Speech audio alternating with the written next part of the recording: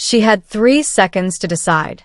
Let the Korean Mafia boss die at his own engagement party, or kiss him in front of everyone and pray his security didn't shoot her first. Her hand was already shaking when she stepped forward. Security reached for their holsters. Crystal glasses paused midair. His fiancée's perfect smile turned to ice. And Zainab did the one thing a waitress should never do. She pressed her lips to the most dangerous man in Seoul. The room didn't just go silent, it went lethal. 200 armed men watched a nobody touch their untouchable boss. Min-suk's body went rigid beneath her hands, his jaw locked, but he didn't pull away. Because she was whispering something into his ear. Something that made his eyes go cold with calculation. When she pulled back, his fiancée's hand was already moving toward her purse.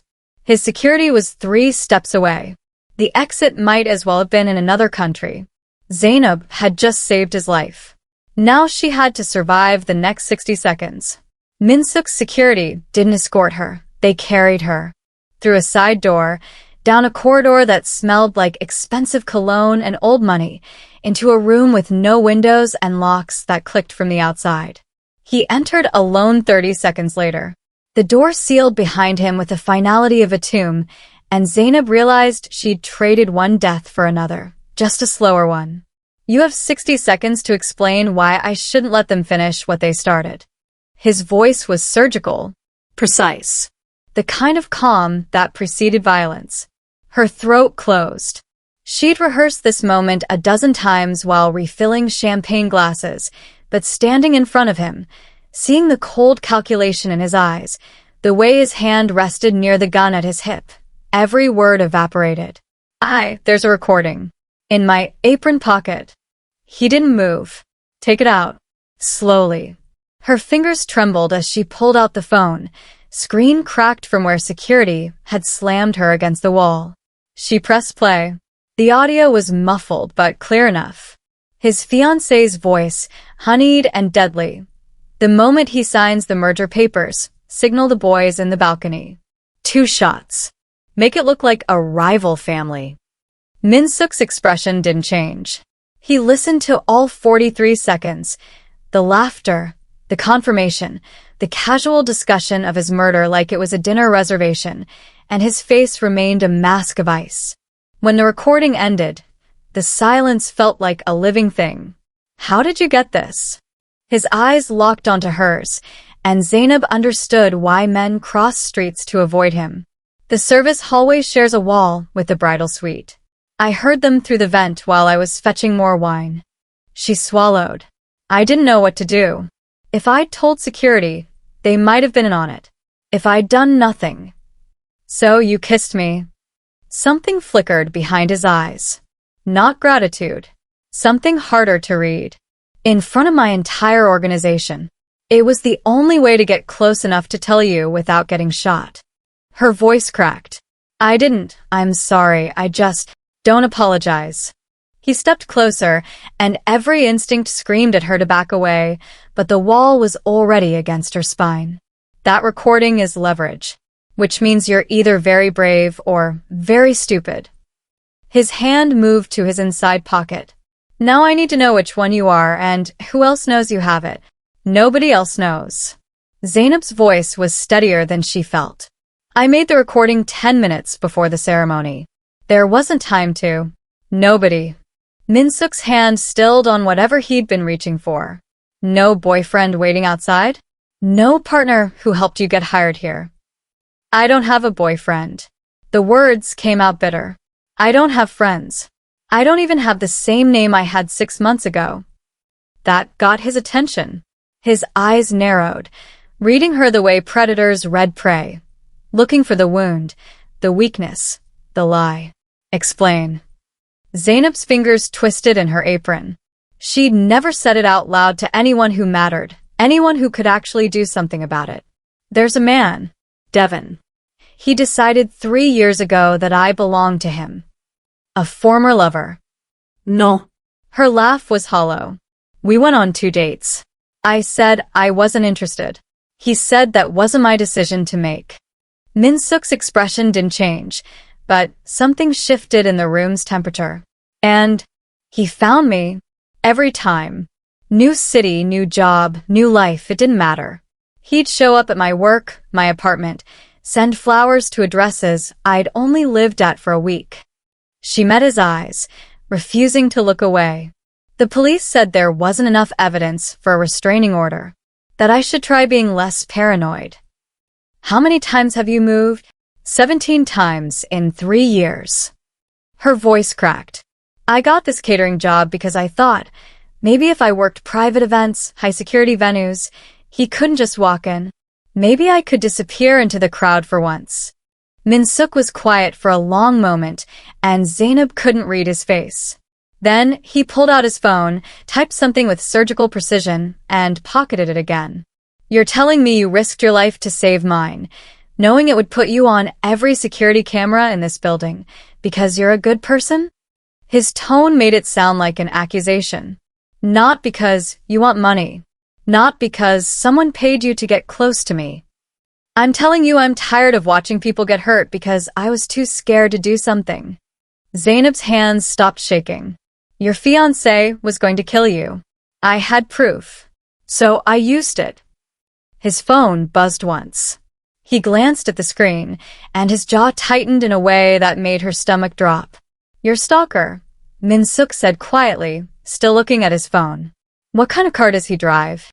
The blood drained from Zainab's face. Why are you asking about his car? Min-suk turned his phone toward her. The screen showed grainy security footage from the parking garage, a silver sedan circling the entrance, the driver's face partially visible through the windshield. Devon. He's been out there for 40 minutes. Min-suk's voice was flat. Clinical. My security flagged him on the second pass. They're waiting for my order. Zainab's knees wanted to give out. 17 moves. 17 fresh starts. And he'd found her again in less than a week. He followed you here. It wasn't a question. I don't know how. Her voice sounded far away. I was so careful this time. I didn't tell anyone where I was going. I paid cash for everything. He has access to something you don't know about. Min-suk pocketed the phone. A tracking app on an old device. Someone feeding him information. It doesn't matter. What matters is that you saved my life, and now you're a target. I've always been a target. No. His eyes were sharp. Before, you were his obsession. Now you're the woman who kissed me in front of 200 witnesses. Every rival family in this city saw that footage. They'll assume your leverage. The room tilted.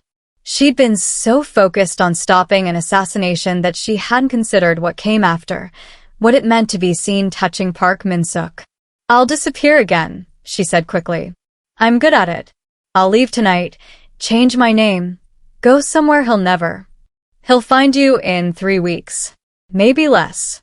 Min-suk moved to the desk, pulled out a document, and set it between them. And my enemies will find you faster. The paper had her name on it. Her real name, the one she hadn't used since Atlanta. I'm proposing a contract. His finger tapped the document. A marriage. Legally binding, mutually beneficial, and entirely strategic. Zainab stared at him. You're insane. I'm practical.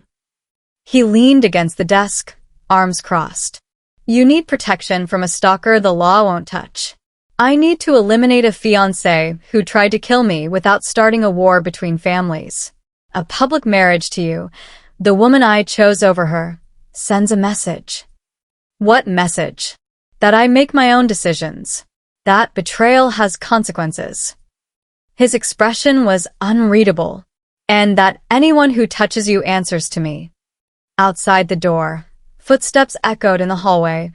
Too many footsteps, moving too fast. Min-suk's hand moved to his gun before Zainab even registered the sound. The footsteps stopped outside the door. A sharp knock, 2 quick raps, 1 slow, and Min-suk's hand relaxed fractionally. Enter. A man in an immaculate suit stepped inside, his eyes flicking to Zainab for half a second before returning to his boss. Sir. The guest list for tonight's redistribution meeting. He hesitated on the next word, clearly having received new instructions. Your wife should be briefed. Wife. The word hung in the air like smoke. Zainab opened her mouth to correct him, but Minsuk spoke first. She'll attend. Have wardrobe send options to the East Wing. Nothing that looks borrowed. The man bowed and disappeared. That was fast, Zainab managed. I signed the papers while you were explaining Devon. Minsuk straightened his cuffs with surgical precision. The marriage license was filed 12 minutes ago. Legally, you're Park Zainab now. Practically, you're untouchable. The room spun. You didn't ask. You were going to say yes. It wasn't arrogance in his voice, just certainty. Because the alternative was leaving this building and finding Devon waiting in the parking garage. He was right, and they both knew it. 30 minutes later, Zainab stood in front of a mirror that cost more than her last 3 apartments combined, wearing a dress that fit like it had been made for her body specifically. Because it had, Minsuk's tailor worked faster than should be humanly possible. The woman staring back at her didn't look like a waitress anymore. The earrings. A stylist appeared at her shoulder, holding a velvet box. Mr. Park insists. The diamonds were the size of her thumbnail. Zainab's hands shook as she put them on. The meeting room was arctic. Literally. Minsuk kept the temperature low enough that everyone stayed alert, stayed uncomfortable. Zainab walked in beside him, and every conversation died mid-sentence. These were the men who'd watched her kiss their boss 3 hours ago. Now she was wearing his ring, his name, his protection like armor. Minsuk pulled out a chair. Not for himself, for her. At the head of the table, right beside his own seat. Gentlemen. His voice cut through the silence. My wife will be joining us for all future strategy meetings. Anyone who has concerns about her presence can leave now. Nobody moved. But Zainab caught the way one man's jaw tightened, the way another's hand curled into a fist beneath the table. Minsuk began discussing territory transfers like she'd always been there, like she belonged in this room of killers and kingpins. And slowly, terrifyingly, the others began to follow his lead. She was untouchable now. She just wasn't sure if that made her safer, or if it had painted a target on her back that was even bigger than Devon's obsession. Halfway through the meeting, Minsuk's phone lit up with a message he read but didn't share. His expression didn't change, but his hand found hers under the table and squeezed once. A warning or a promise. She couldn't tell which. The penthouse was silent when they returned. Too silent, the kind of quiet that made Zainab aware of every breath, every footstep on marble that cost more than most people earned in a year. Minsuk poured 2 glasses of whiskey without asking if she wanted one. He handed her the glass, their fingers brushing, and for the first time since this started, he looked tired. You did well tonight. He loosened his tie, the first uncontrolled gesture she'd seen from him. Most people freeze the first time they sit at that table. Most people aren't running from someone who's been hunting them for 3 years. Zainab took a sip. The whiskey burned. Fear makes you adaptable. Is that what you are? Afraid? Terrified? She met his eyes. But I'm good at hiding it. Something shifted in his expression. A crack in the ice. So am I. He moved to the window, staring out at the city lights like they held answers he couldn't find anywhere else. Zainab should have stayed where she was, kept the distance, remembered this was a contract, not a connection. Instead, she walked to the window and stood beside him. The message during the meeting, she said quietly. What was it? Minsuk was silent for 3 heartbeats. My former fiancée left the country 2 hours ago. First class to Monaco. She won't be coming back. You let her go. I gave her a choice. Exile or a grave. His reflection in the glass was unreadable. She chose correctly. And Devon is being monitored. The moment he makes a move, we'll know. Minsuk turned to face her, and suddenly the space between them felt charged. You saved my life, Zainab. That's not a debt I take lightly. This isn't about debt. The words came out before she could stop them. You could have just had your security remove him. You didn't have to marry me. No. His voice dropped lower. I didn't. The air between them thinned. Zainab's heart hammered against her ribs as Min-suk reached out, his fingers brushing a strand of hair from her face with a gentleness that contradicted everything she'd seen him do in that meeting room. This was supposed to be strategy, she whispered. It still is. But he didn't move away. Doesn't mean it can't be something else. When he kissed her, it wasn't like the desperate, calculated press of lips at the gala. This was deliberate. Real. The kind of kiss that rewrote the rules they'd both agreed to. Zainab pulled back first, breathless. This complicates things. Everything about you complicates things. Min-suk's thumb traced her jawline.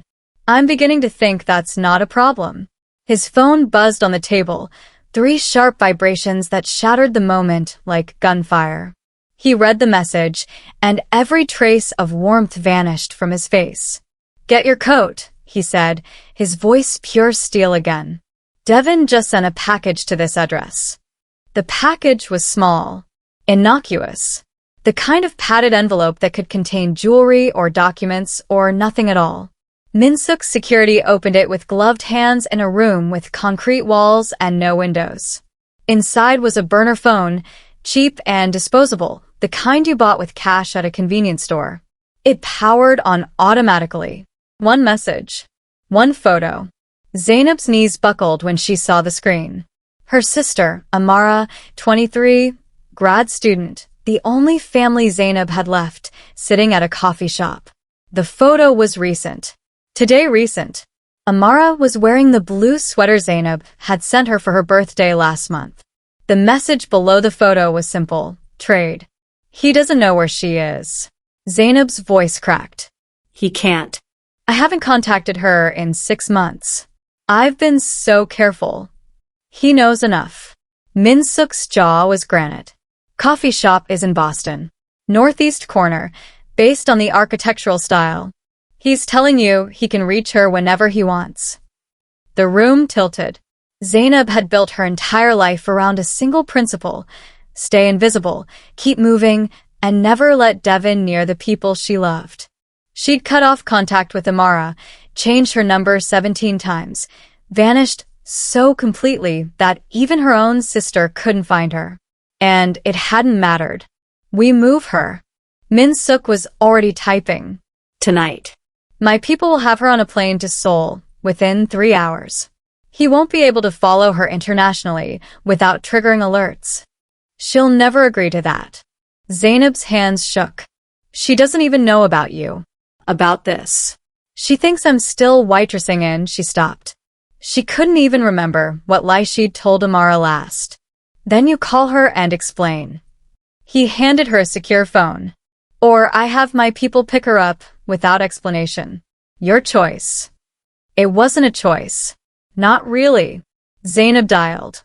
The phone rang 4 times before Amara answered, her voice bright and familiar and so far away. Oh my God. I've been trying to reach you for weeks. Amara, listen to me. Zainab forced her voice steady. I need you to pack a bag. Right now. Don't ask questions.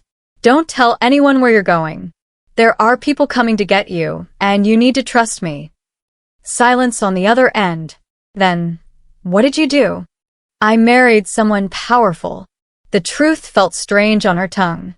And someone from my past is trying to use you to get to me.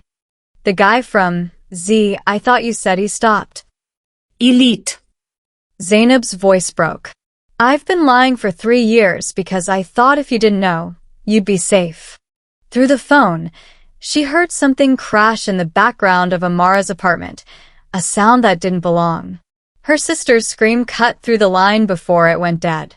Min-suk had the jet in the air within 40 minutes. Private airspace, no flight plan, the kind of travel that left no paper trail and broke every regulation that mattered. Zainab couldn't feel her hands. Couldn't think past the sound of Amara's scream, the crash, the deadline. We don't know he has her yet, Min-suk said, but his tone suggested he was trying to convince himself as much as her. His phone lit up.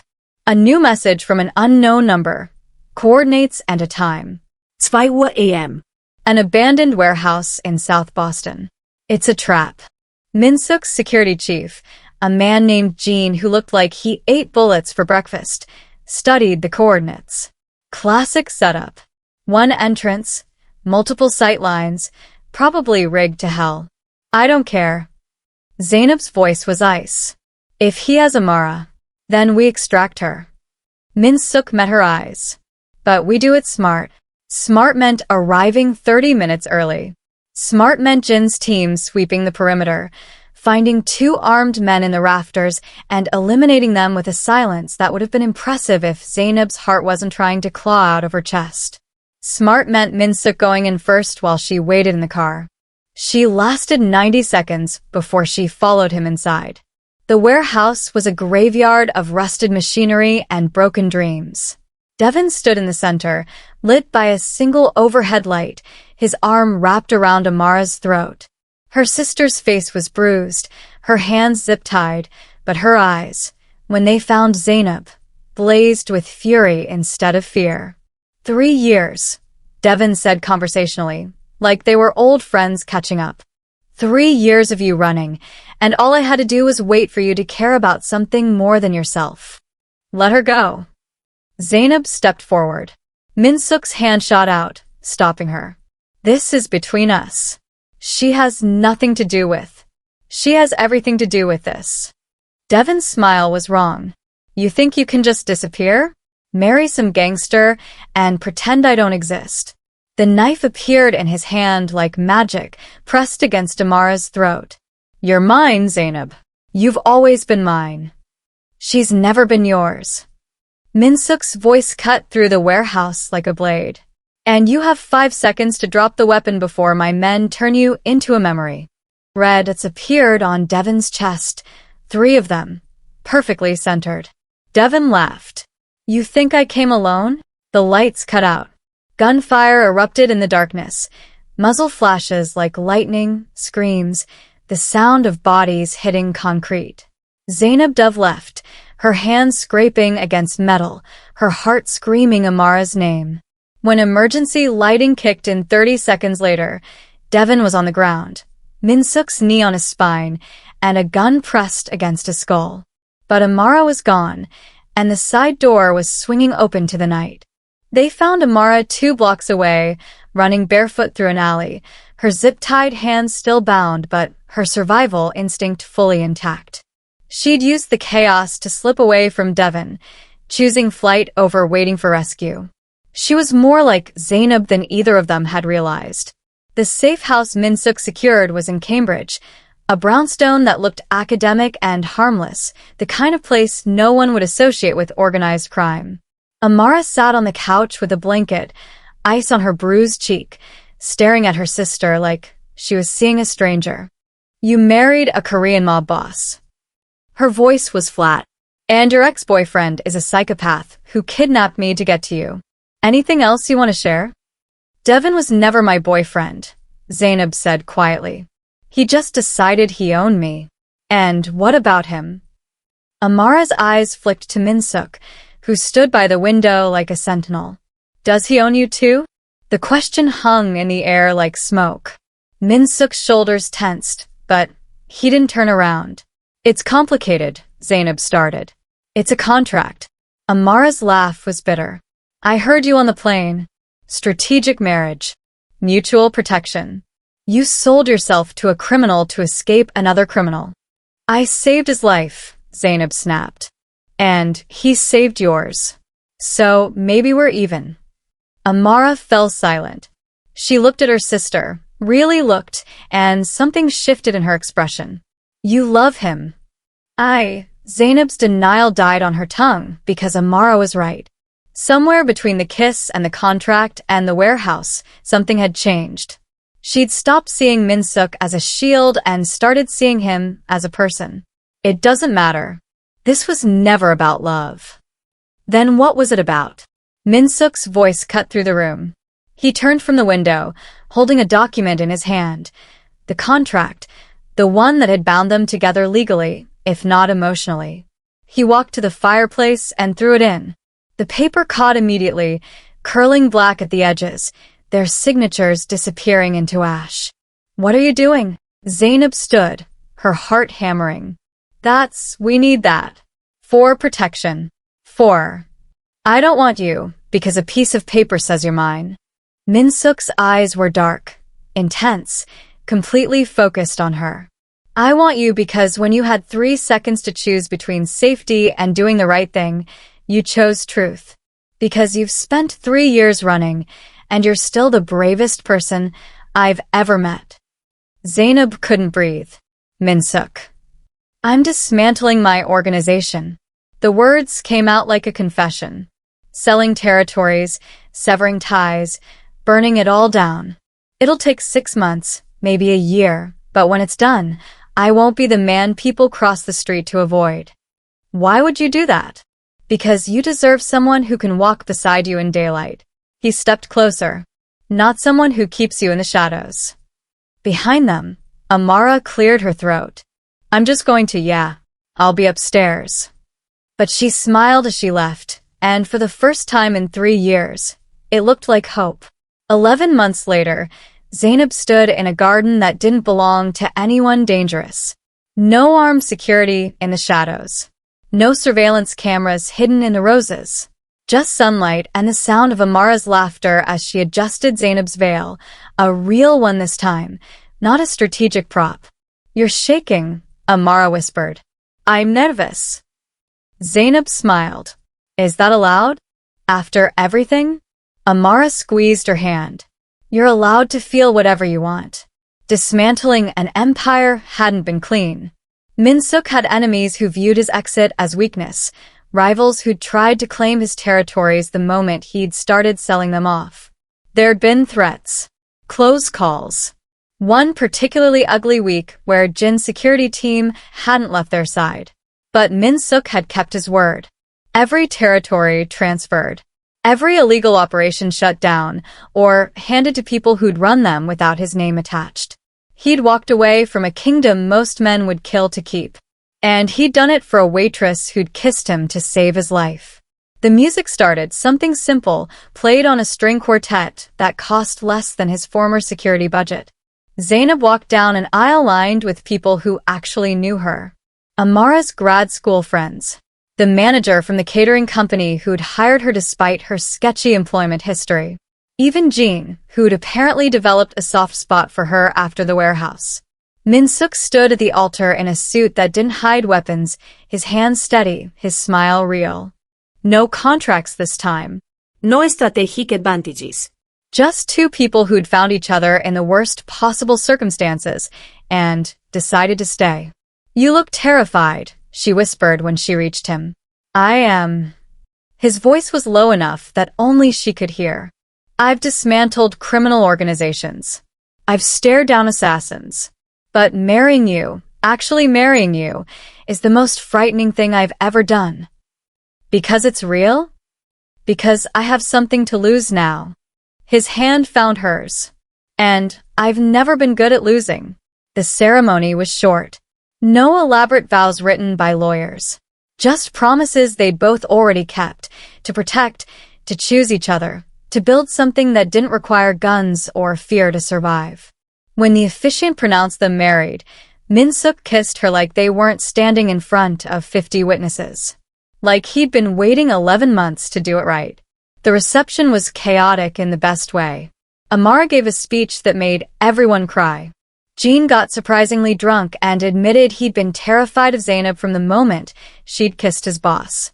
Someone played music too loud, and Minsuk, former Mafia boss, calculated killer, untouchable power broker, danced with his wife in a garden full of normal people living normal lives. Later, when the guests had left and the sun was setting, Zainab found Minsuk on the balcony, staring at the city they'd both walked away from. Regrets? She asked, sliding her arms around his waist. Not even one. He pulled her closer, his chin resting on top of her head. Though I do have a confession. Her heart skipped. What? I've been offered a consulting position. Cybersecurity firm. They want someone who understands how criminals think. He paused. It's legitimate. Completely legal. But it means I'll still be dancing with danger, just differently. Zainab smiled against his chest. I fell in love with you in a room full of killers. I think I can handle corporate espionage. Mrs. Park. His voice was warm. You continue to surprise me. Good. She turned in his arms, meeting his eyes. I'd hate to be predictable. Somewhere in the distance, fireworks erupted over the harbor, someone's celebration that had nothing to do with them. But they watched anyway, two people who'd traded empires and fear for something infinitely more valuable. A future where they could simply exist. Together. Seen. And finally, safe.